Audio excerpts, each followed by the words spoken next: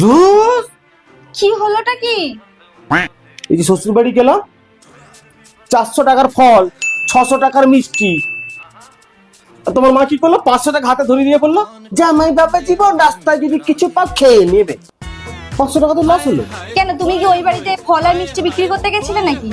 দাঁড়াও, আমি মাকে ফোন করে এক্ষুনি বলছি যে এই সম্মান আছে বলো? বাড়িতে এসে তুমি আমার সঙ্গে ফল মিষ্টি নিয়ে অশান্তি করছো।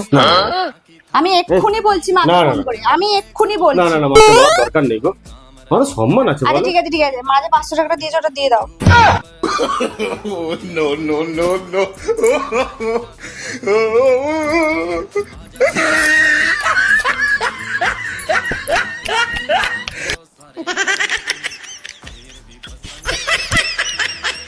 হাজার টাকা loss। हे हरि राम कृष्ण वो हाजत जगन्नाथ टाका। प्रेमानंद